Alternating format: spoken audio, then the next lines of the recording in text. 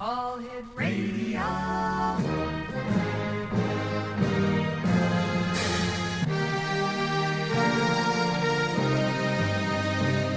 Welcome to the X Zone, a place where fact is fiction and fiction is reality. Now, here's your host, Rob McConnell.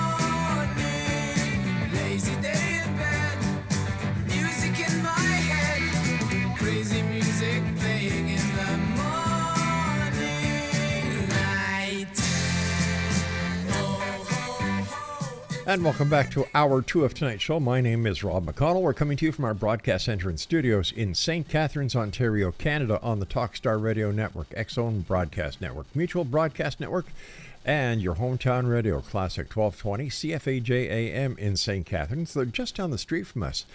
And they stream us around the world on classic1220.ca. X-Zone Nation, my guest tonight, this hour, is a good friend of the X-Zone. His name is OBERON ZELL, and he is a wizard. And OBERON is a renowned wizard and elder in the global magical community.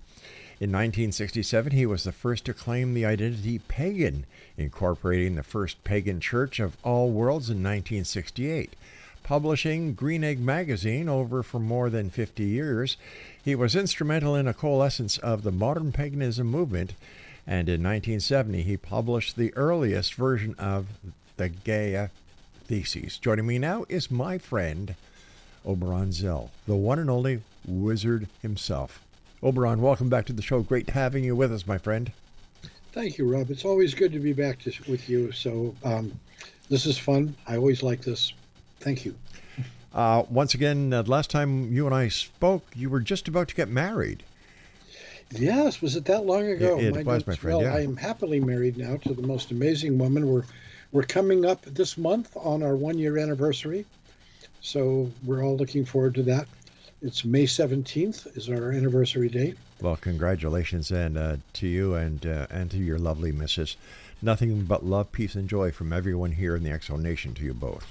Thank you. Thank you. We're very happy to be together. It's finding each other at this point in our lives. I mean, we're both kind of old, and widows and all that kind of stuff, but it's a wonderful thing we found each other. Listen, you're a learned man of the world. Can I ask you a question? Of course. Why is it that women are like wine? They improve with age, and we men just turn into rickety-cranky old men.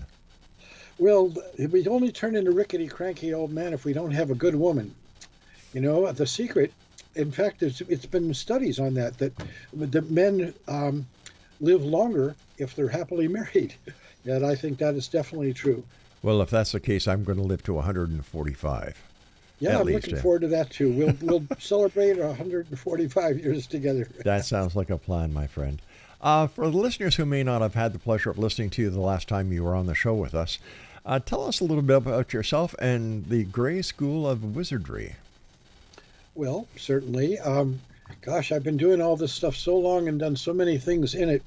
But the Grey School was an inspiration that came way back in the beginning of my career, when I was in college back in the 60s.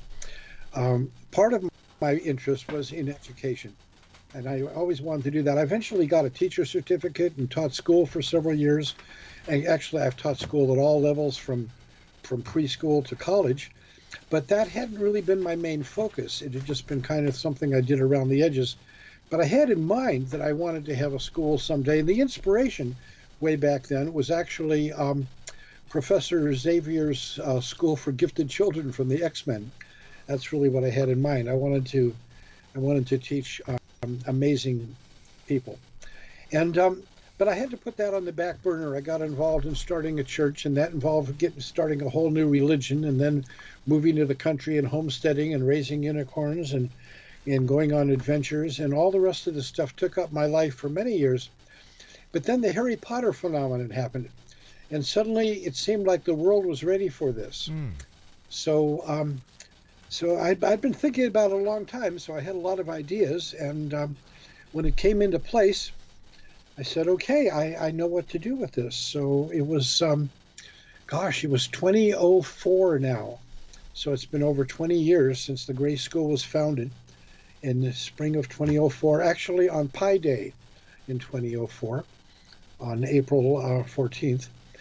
And it's a comprehensive school of, well, classical education, I suppose you could say. I refer to it as wizardry, but it's all the stuff that's the mysteries and the wisdom of the ages and all the lore and teachings and everything. We don't just teach the magical stuff, we teach the mundane aspects of it, but it's the other way around for many people. We teach it with a magical bent. Like we teach astronomy through the viewpoint of astrology. We teach psychology through the viewpoint of parapsychology, and it's very comprehensive. We have 16 different departments, all color-coded with different areas of study.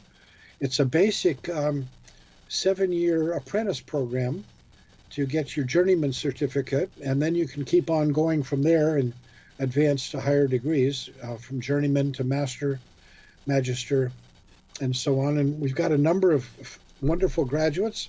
Some have gone on to become teachers. A couple years ago, I had the wonderful pleasure of being able to pass the mantle of headmaster on to my esteemed apprentice, Nicholas Kingsley, who has been carrying on as headmaster for the last few years. And now we have a physical campus in Whitehall, New York. We have a big old mansion there and some property. And so we're having in-house classes as well as online classes. Our Second Life website has won awards, and it's amazing. An auxiliary campus online in Second Life, just all kinds of stuff. It's fabulous. Now, Oberon, what drew you to wizardry and the great work that you've done over the years? Well, that's a very interesting question. Yeah. Like many of us, I think, who like to explore into regions, I got caught up early on in mythology, of world mythology and stories and things like that. And many of these stories, the stories of magic often had wizards in them, like the Sword and the Stone, with Merlin being the mentor for Arthur. And somehow, even as a kid, I somehow identified more with the wizards in the stories than with the heroes. I could see myself more in that vein. And because the wizard's whole thing is to know stuff. And I wanted to know everything. I wanted to explore everything. The unknown, the parts on the map where it says, that's blank and it says, here be monsters. That's the part that interested me. And I've gone to those places. I have. I've gone to the South Pacific in search of mermaids and raised unicorns and traveled all over the world, exploring ancient ruins and sacred temples and all that stuff. So, I'm sure there's somebody out there whose ears perked up a few seconds ago when you said that you raised unicorns. And I know the first time that I heard that, when you and I talked many years ago, and you said that, I had to say, wait a minute, hold on here. You raised unicorns. And I asked you the very simple question, are unicorns real? And, yeah, the answer is yes. Unicorns were actually real animals that but the thing about them is that they are not a natural-born animal. They are created through an art. It's an art form, really, that has been lost and rediscovered, and discovered and lost many times throughout history. And it's a technique that has been, a closely guarded secret, I guess, of causing the proto-horn tissue, which is normally two separate spots in the head, to fuse together and grow a single horn. And you're not fusing horns, and you're not transplanting anything, and you're not doing any of that weird stuff that people would think you're doing. You just manipulate the tissue before the horns start, within the first day or so after the animal's born, and it works with any horned animal. And they can be developed into unicorn. A single perpendicular horn grows from the center of the forehead, right out of the third eye. And it's a completely different structure. The whole structure of the skull is changed. The structure of the brain is affected. Everything. The sinuses go up into the horns, so the sense of smell is enormously increased. The animal becomes more powerful. This affects the pituitary and pineal glands. It's a profound sort of a thing, and it's real. And if you look at the old images of unicorns from ancient times, they are often the most realistically depicted animals, but they're not a single species, you see. The earliest ones were taurine, bull unicorns, 4,000 years ago in the Bronze Age. And the famous classical unicorns that we think of today, that we see on all the tapestries and stuff, with the bearded chins and the flowing white mane and the single horn and the cloven hooves and all that stuff, those are developed from goats, because they're the only animals that have beards.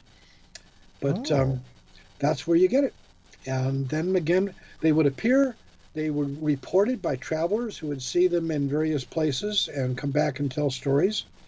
There's some very good images from those travels.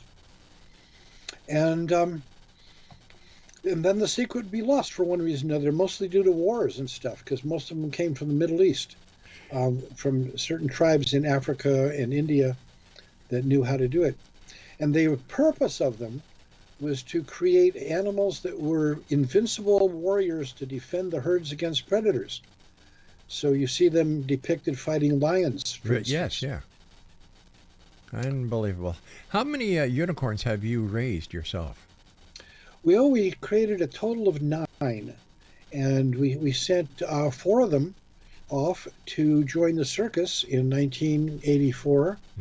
The circus opened in 85 with our first unicorns to be out there. But before that, we were showing them off at Renaissance festivals, and we had one at a theme park, Marine World Africa USA in California. It was big deal. They had big, huge billboard on the freeway. Come see the living unicorn. And the circus then was that we gave them a 4-year lease arrangement. Right. And they exhibit them from 85 to 89 all over the world. Wow. And they said it was the biggest, most successful animal act they ever had in the entire history of the circus. All right, my friend, please stand by. You and I have to take our first break. And Exonation, our guest this hour is OBERON ZELL, and OBERON and I will be back on the other side of the short break as we continue here in the X Zone, where fact is fiction and fiction is reality. And I will bet you that the majority of our listeners would not believe that unicorns are real. Well, welcome to the X Zone, because we can say unequivocally that unicorns are real, because we're talking to a gentleman who has raised unicorns, and we'll be back on the other side of this break. So whatever you do, don't go away. My name is Rob McConnell, and you're listening to us on the X Zone Broadcast Network, Talkstar Radio Network, Mutual Broadcast Network, and on your hometown radio, Classic 1220, CFAJ AM, streaming at classic1220.ca.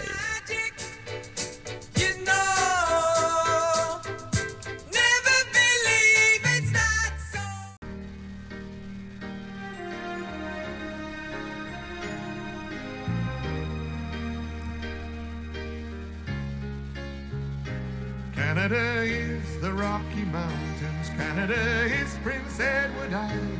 Canada is the country made for love.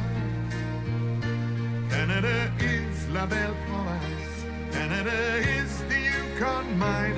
Canada is a country full of love. We have love for our neighbor of whatever creed or color. We have love for our cities and our valleys and our plains. We have a voice that is calling, telling all the world we're willing to welcome them to this great land. Well, that's what Canada is. Canada is the Rocky Mountains. is Prince Edward Island. Canada is a country made for love. Canada is la belle province. Canada is the Yukon mine. Canada is a country full of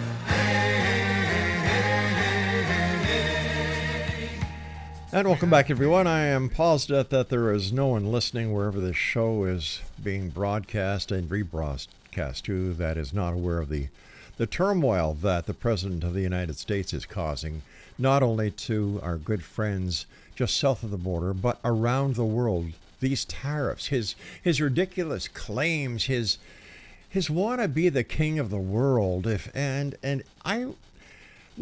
couple of weeks ago, I really got upset. And I decided that, just getting ticked off about it and not doing anything doesn't solve anything. So I wrote the following letter, and this is how it goes. It's addressed to President Donald J. Trump, White House, 1600 Pennsylvania Avenue Northwest, Washington, D.C., District of Columbia, D.C. Dear President Trump, I'm writing to express in the clearest terms possible that your suggestion of Canada becoming the 51st state of the United States is not only implausible, but deeply offensive to the vast majority of Canadians. The very notion provokes outrage, not interest. Canada is a proud sovereign nation with its own domestic values, institutions, and identity, an identity that we cherish and will defend. Your past conduct towards our former Prime Minister, the Right Honourable Justin Trudeau, was not only undiplomatic, but it displayed a profound lack of respect. It continued to widen rift between two neighboring nations that once shared deep mutual respect and cooperation. Your tenure in office has left the United States economically fractured, socially divided, and diplomatically isolated. Your criminal convictions, history of draft evasion, and disregard for constitutional principles have damaged the credibility of the office you hold. From attacking the judiciary and mocking the rule of law, to manipulating markets and undermining trusted institutions, your actions have constantly prioritized ego over your country. Your baseless allegations regarding fentanyl entering the United States through the Canadian border, your erratic stance on tariffs, your delusional belief that you alone can govern the world only deepens international concern. The claim that you could resolve the Ukraine war in the first day back in office, well, that was over 100 days ago. And yet, the war still goes on. Furthermore, the disrespect you showed for President Vladimir Zelensky, a leader defending his nation against aggression, is yet another example of your disdain of true leadership. Your cabinet selections, many lacking qualifications and decorum, reflect a government driven by more personal loyalty than by competence or vision.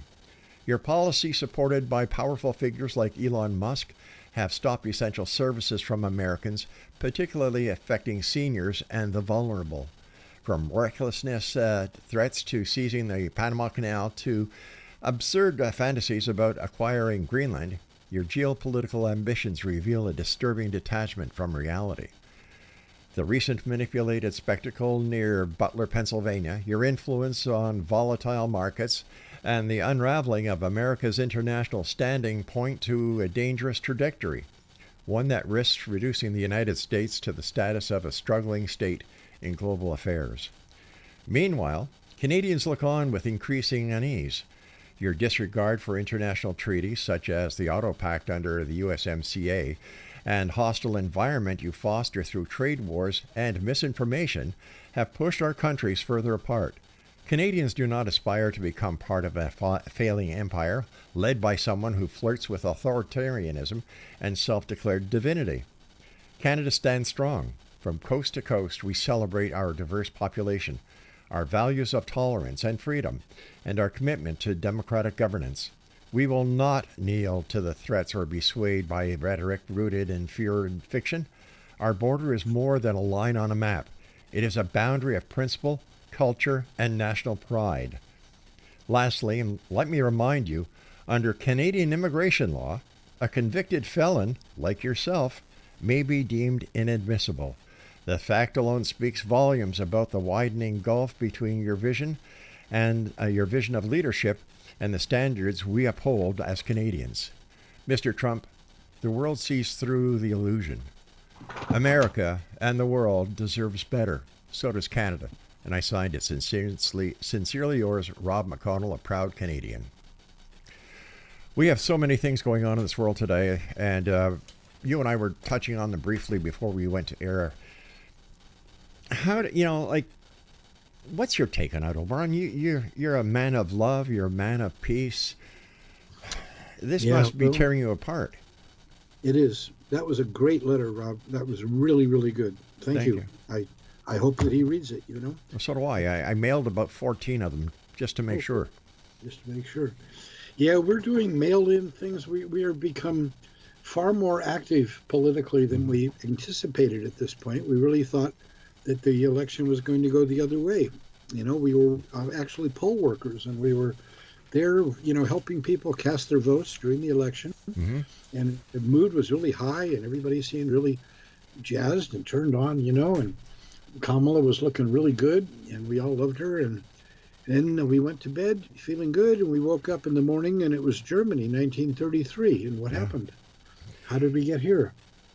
And so since then, we've been catapulted into activity. We've been attending demonstrations and town hall meetings and getting involved in stuff. I've been working on organizing, or calling together or facilitating, I suppose I could say, a very diverse and cantankerous group of pagans, leaders and teachers and elders in the community into something we call pagan solidarity, because we recognize that he's going after people, he's going after immigrants, he's going after citizens, he's going after citizens and deporting them.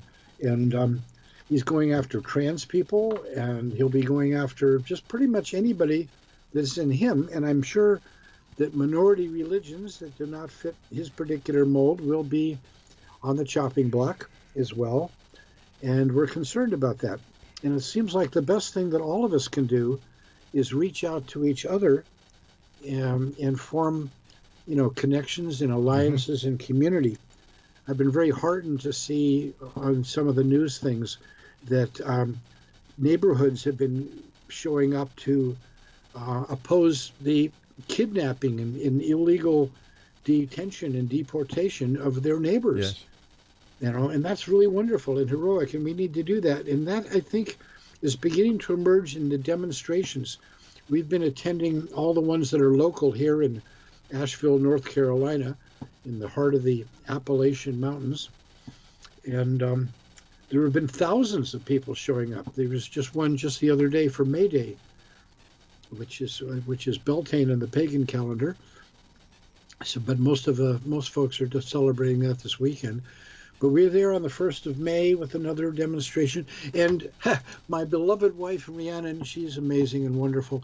She went and bought us costumes for these events. She got a Lady Liberty costume for herself and an Uncle Sam outfit for me. So we're showing up at these demonstrations as street theater as Liberty and Uncle Sam. And it's been very cool. People love it. Everybody wants to take pictures and get their pictures taken, and handing out literature and just trying to work to build a larger community. Yes. And I think that's working. I'm seeing on the news these images of demonstrations all over the country, and in Canada and reaching across the river, Yes. sort of across the border over the bridge. It's heartening, the response of the people, so what can I say? What I can't understand, Oberon, and maybe you can help me understand, is how can he, as the President of the United States, ignore, neglect, and break the Constitution of the United States without anybody doing anything besides the people like yourself and your wife and the people that go out and demonstrate? Why doesn't Congress stand up to him, for God's sake? Well, it's divided. It's divided right down the middle. The Republicans have a marginal control of the Senate and the House, and and they, the Democrats are fighting like hell to try to oppose it, but they get outvoted. And the thing that's really a killer is that when you look at the voting record of the last election, Trump only won by a tiny margin. It was like 1.5 percentile, but over a third of the eligible voters simply didn't vote. Oh no! They just sat home and didn't vote. I don't know what to say. If a handful of those, if even another tiny small percentage had come up and actually voted, we wouldn't be in this situation. I think a lot of the people who did vote for him may be having buyer's remorse these days, too. I would imagine so. When I saw Elon Musk offering these $1 million checks to people, oh, God. Like, what the hell was wrong with the government at the time? The officials, the lawmakers to say, hey, that's illegal. You can't buy votes. Well, yeah. Well, judges are finding against him constantly. There's constant lawsuits. And then what he's doing, he goes and fires the judges. And he fires the lawyers, who act against him. Yeah. The amount of power he's managed to come up with through these various sorts of alliances, which is all money. It's all about money. There is just a huge amount of money out there, billions of dollars, and it's being used to buy votes and buy alliances in people. And I suspect there are probably threats as well. That if people don't go along with him, they're threatened in various ways. We've got to take our break at the bottom of the hour, Oberons. But thanks very much. If you don't mind, I'd like to touch on this subject a little bit more in the next segment. Sure. All right. Oberon Zell is my special guest. Oberon, what website do we send our listeners to? Well, you can go to mine, which is oberonzell.com. And if you want, you can go to Pagan Solidarity, which is pagansolidarity. AU. Right. All right. Stand by, Oberon. This is the X-Zone. Once again, oberonzell.com. Pagansolidarity.us. I got it wrong. Okay. Once again, Exonation, if you'd like to find out more about Oberon, oberonzell.com, and we'll both be back on the other side of this break, just scratching a little bit more of the surface of the trials and tribulations and the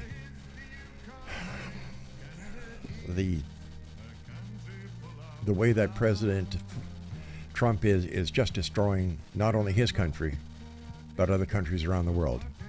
I'll be back on the other side. Don't go away. We have love for our cities and our valleys and our plains. We have a voice that is calling, telling all the world we're willing to welcome them to this great land.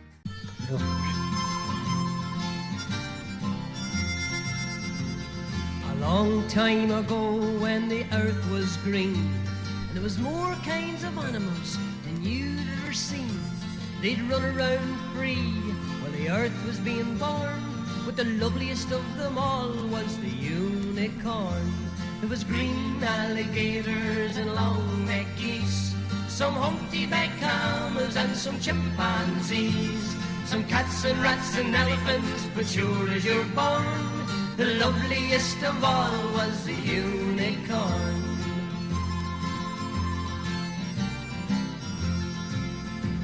Now God seen some sinning, and it gave him pain. And he says, stand back, I'm going to make it rain. He says, hey, brother Noah. Ah, well, if God is looking down on Washington, D.C., I'm sure he's seen a lot of sinning going on. And I guess one of these days you're going to be driving down one of the streets, Pennsylvania Avenue, and you're going to see somebody building an ark. That's when I suggest you get into high grounds in a hurry. Yeah. Oberon Zell is my guest. Oberonzell.com is his website. And what is the pagan website? It's pagansolidarity.us. Pagansolidarity.us. Now, you're wizard school, okay? Yes. How? Graceschool.org. Okay, how is this going to stand up to President Trump if he's going after Harvard and all the other Ivy League universities and schools? Well, we don't get any federal grants. So far, that seems to be the main thing, is that he's pulling federal grants from everybody that's got them. And that's one of the things there we don't have. But he's he's threatening to go after 501c3s of various sorts, Wow. including educational. So I don't know. We're holding our breath, and we're trying to stand fast, and we will certainly resist in every possible way we can. Our best friends are things like the ACLU, here, the American Civil Liberties Union. They're really on top of this stuff. But yeah, it's going to be tough. I don't know. We were applying for accreditation. We've got we've got a campus. We're teaching in-house classes and all that stuff that's necessary. We may have troubles with that. That could be a problem now. I just don't know. It's hard to predict. Yeah. Nothing makes any sense. Things change from day to day. Something he'll pass some crazy law or tariff or executive thing, and the next day he'll repeal it, or walk it back, or it'll go to court, and some judge will find that it was illegal, and then there'll be another appeal, and then it'll go somewhere else, and something else happens. It's a madhouse. It's a complete madhouse. But what's the sense of going to court if he's not going to comply with the court's orders? Yeah, that's a real tricky thing. I watched somebody on an interview who was talking about that very thing, and there is no enforcement arm. Even the Supreme Court can't enforce it. If they rule against him and he just ignores them and goes on ahead, there's simply nothing they can do. And the Supreme Court granted him total immunity during his term, and now he's trying to go after changing the Constitution so he can run for a third term. Yeah.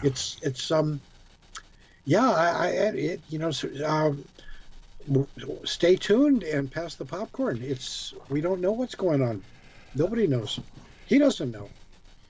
During your years of experience and the, how you learned about different parts of mythology and so on, in your knowledge, is there any place in mythology or in prophecies that what we're seeing now have been foretold? Well, there have been coups and revolutions, and whole nations have been overthrown and destroyed. The history of the Roman Empire is a classic example, but certainly weren't the only one. If you really look for the history of empires and the rise and fall of those, that gives you the best look at it. But I think historically, in memorable times, the rise of fascism in the 20th century, Nazi Germany, and the way that is carried on is probably the best example. The same thing can be said of the rise of the Soviet Union and how they took over, and the Chinese Revolution as well under Mao Zedong. So we have examples. They are not good ones, and this is the sort of stuff that our founding fathers here tried to foresee and try to prevent by writing a really good constitution and putting a lot of things in place, and then a Bill of Rights. The First Amendment of the Bill of Rights is great, It promises freedom of religion and freedom of speech and free assembly and all of that good stuff. But nobody anticipated that a convicted criminal would somehow find his way into the White House and get the support of the rest, not the rest of the country, but a significant amount of the country, and at least a majority of Congress and the Supreme Court. Nobody ever anticipated that. It is a scary situation to watch, and like you were saying, each and every day he has this dog and pony show from his office that I think looks ugly compared to the way the Oval Office used to look under bona fide presidents. Oh, it's embarrassing. It looks like a sleazy version of a cheap hotel in Mexico or something like that. I agree, and he signs these executive orders, and he shows them he pans the cameras with them, like, what the hell? Yeah, it's crass and classless, and debased and obscene and ugly, and just a million other adjectives. It really is embarrassing. How do you think this is going to turn out? Well, eventually he's going to die. Eventually the balance will shift. we'll have to see what happens in the midterms. Yeah. Every halfway through the 4-year presidential cycle, we have a midterm election, and if the balance can shift just a tiny bit in Congress, either in the House or the Senate, then everything could be switched around. Some of the stuff that he wants to do requires a 2/3 majority vote in the House or the Senate, and that's not going to happen because it's just neck and neck. They're just right aligned together there. Well, I understand there was a vote last week, and J.D. Vance, the vice president, had to do the tying, break the tie, and of course the Republicans passed what they were wanting to, or blocked what they were wanting to. Yep. It seems like it's rigged. It is. It is rigged. It's definitely rigged. And people are bought. We used to joke about we have the best government money can buy, but it's really not a joke. It just sounds like one, but it's unfortunately true. I guess that old saying, money is the root of all evil. This proves it. Well, the saying actually says the love of money is the root of all evil. I think many of us could use a little more, but when you look at some of these people, they toss around billions of dollars. Yeah. These are billionaires. That's a staggering amount. A billion is 1,000 million. That's just, it's just like unbelievable amounts of money they have. All the money in the world, they can buy anything, or anybody. And they do. And then he's budgeted $1 trillion for defense. I know, and that's 1,000 billion. Exactly. It's insane. Defense for what? Why are we building up a military? Was he planning on invading somebody like Canada, Mexico, Panama, Greenland, Denmark? Doesn't he realize that if he tries to invade Canada, or if he tries to invade Denmark, that he's attacking two countries that are part of NATO?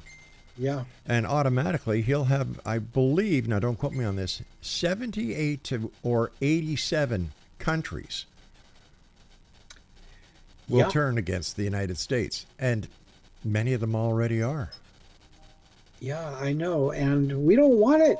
The rest of us here, we just want to be good Americans and live in a wonderful country of freedom and, liberty and justice for all, and be good friends with our neighbors of the North and South and everywhere, really, It's madness. I've traveled all over the world and enjoyed the hospitality of many countries and wonderful people and good food and all these things, and I just can't stand this. It's just, and we can't.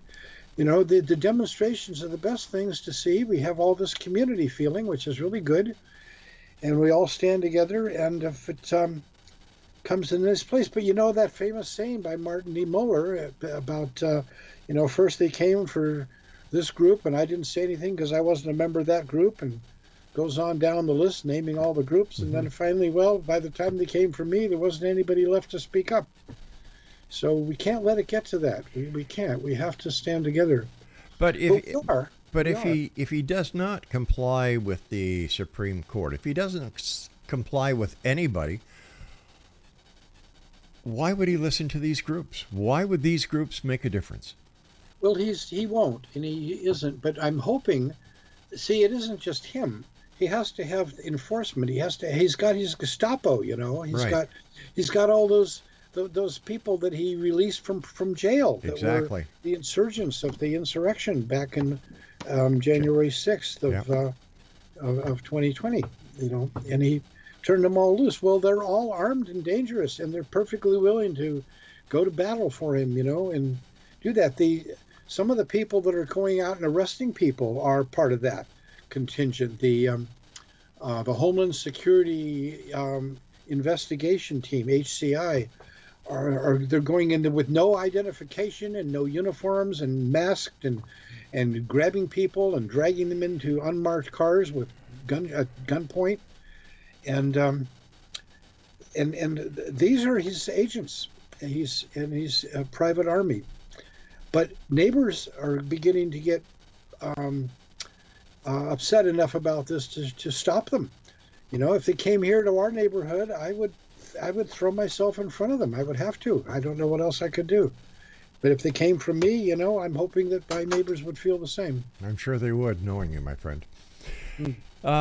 You and I have to take our final break. When we come back, let's get back on the topic. Let's talk about magic. Let's talk about paganism. Let's talk about positive things in life. Let's do that. All right. Okay.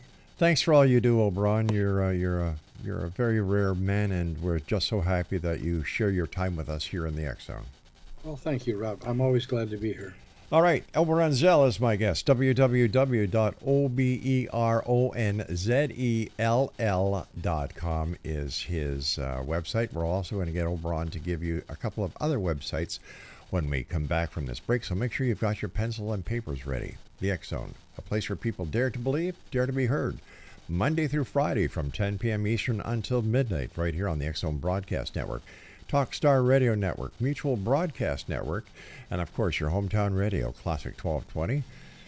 And of course, 1220 gets into the northern tiers of the United States in the state of New York and the state of Pennsylvania, and online at classic1220.ca. Well, the earth was being born, but the loveliest of them all was the unicorn. There was green alligators and long-necked geese, some humpty-backed camels and some chimpanzees, some cats and rats and elephants, but sure as you're born, the loveliest of all was the unicorn.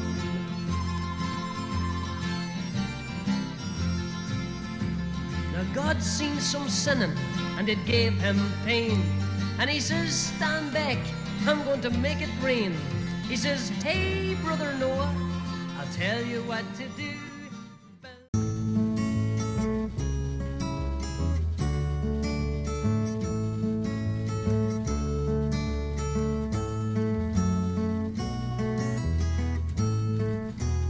Puff the magic dragon lived by the sea and frolicked in the autumn mist in a land called Hanalei. Little Jackie Paper loved that rascal Puff and brought him strings and sealing wax and other fancy stuff. Oh, Puff the magic dragon lived by the sea and frolicked in the autumn mist in a land called Hanalei.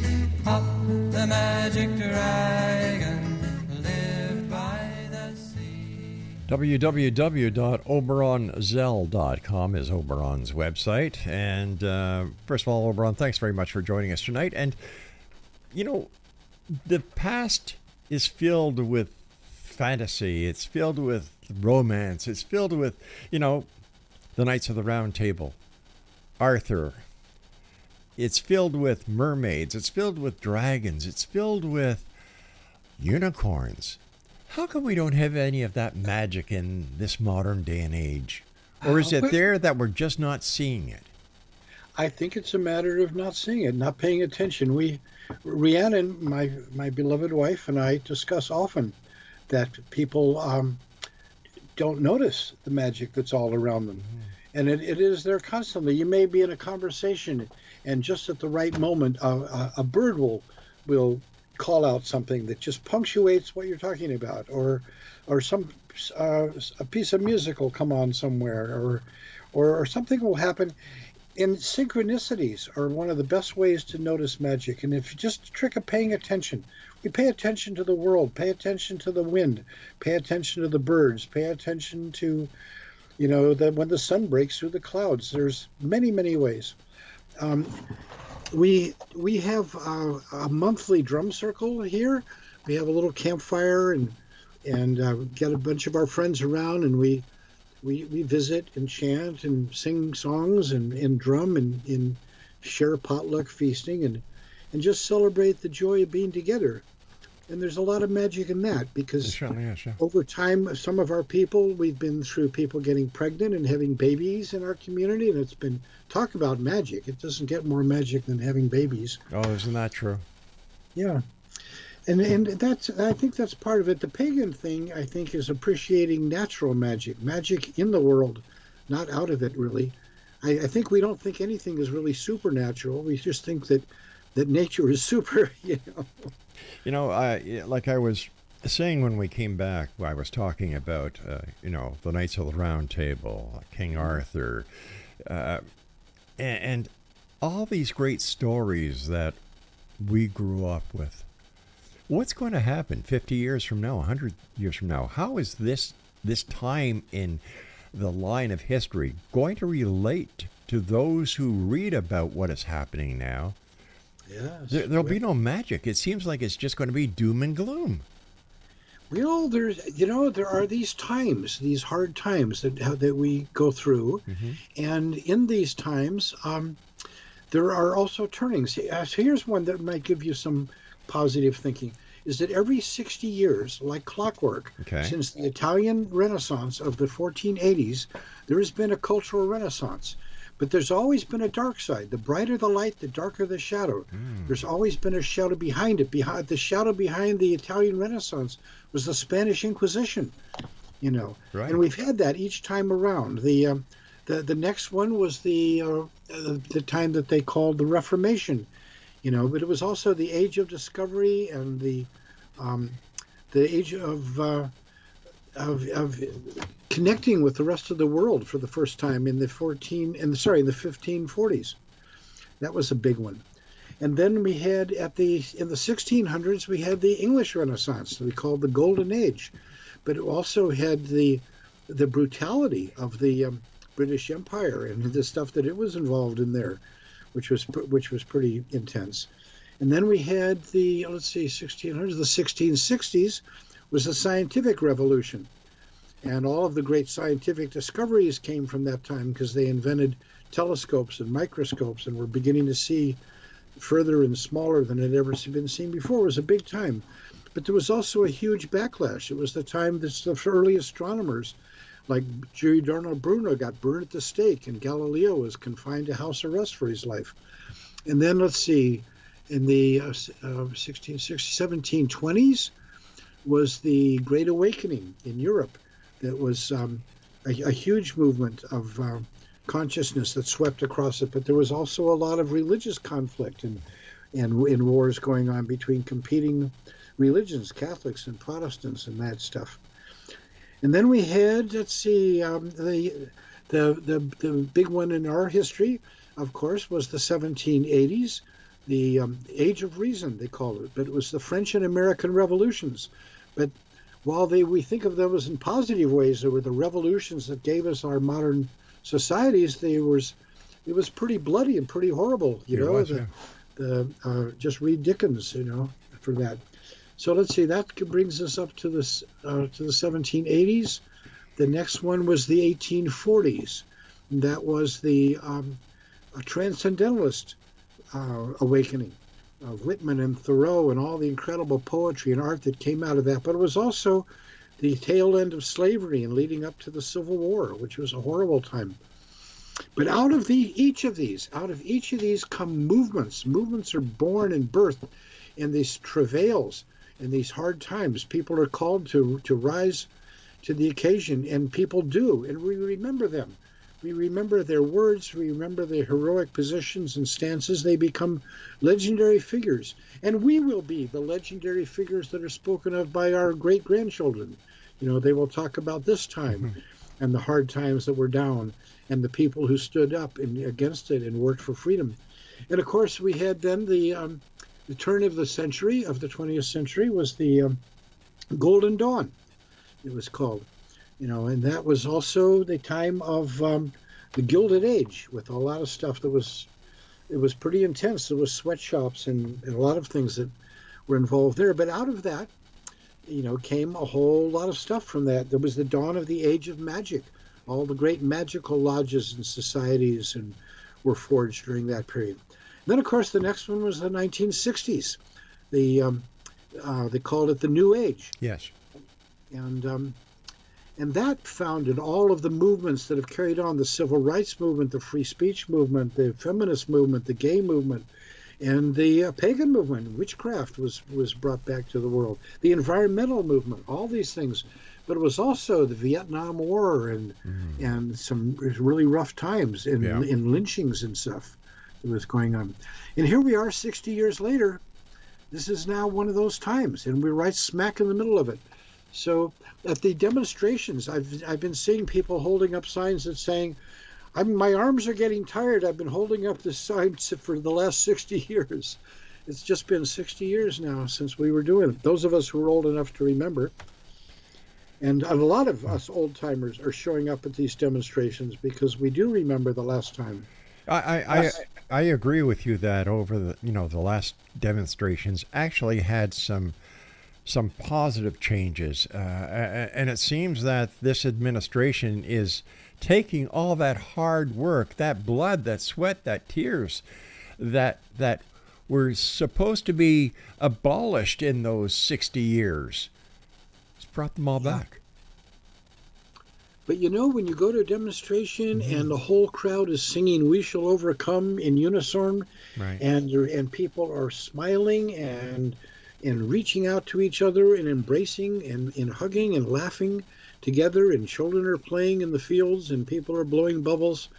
In the midst of all this, people find time to sing and dance and embrace. And that gives me hope. It really does. And we have to find hope wherever we can. The story of Pandora, See, this is the thing. Learning the myths and the stories, they provide us the lessons that we need to carry us through.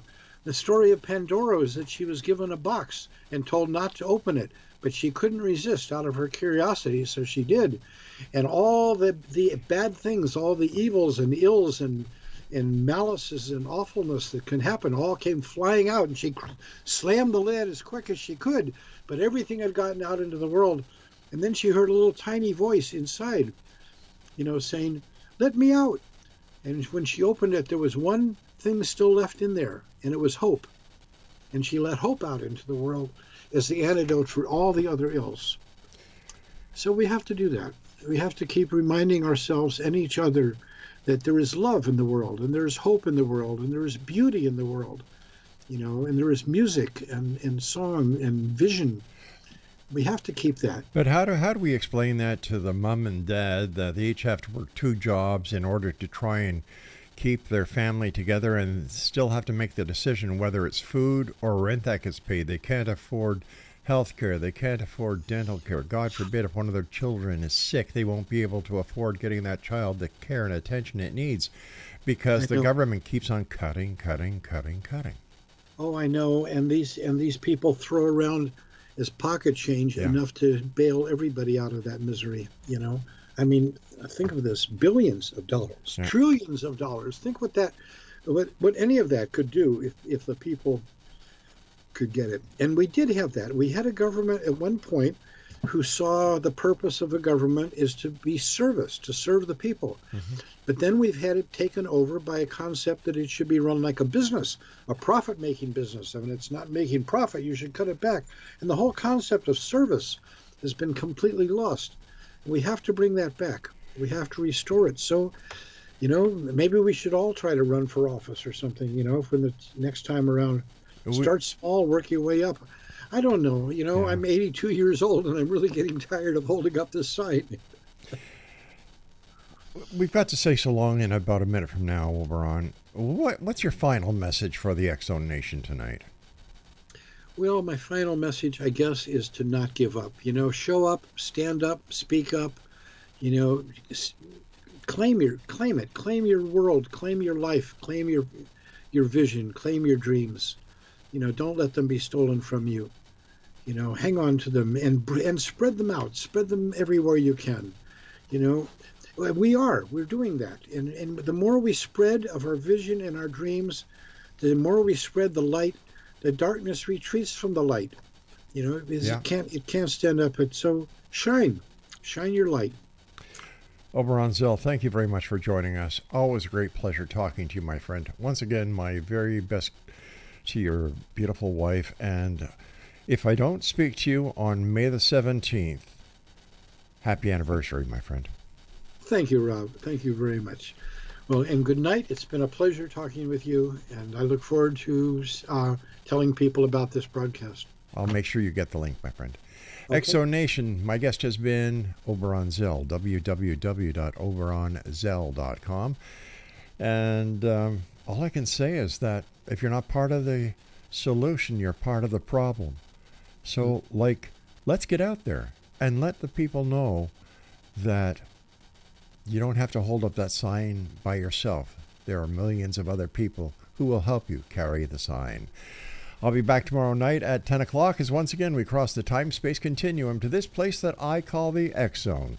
So from everyone here in the X Zone to everyone out there listening to us on the X Zone Broadcast Network, Talkstar Radio Network, Mutual Broadcast Network, and throughout the province of Ontario and the northern parts of New York and Pennsylvania on your hometown radio, Classic 1220. Good night, God bless, and always remember, keep your eyes to the sky and your heart to the light. Little Jackie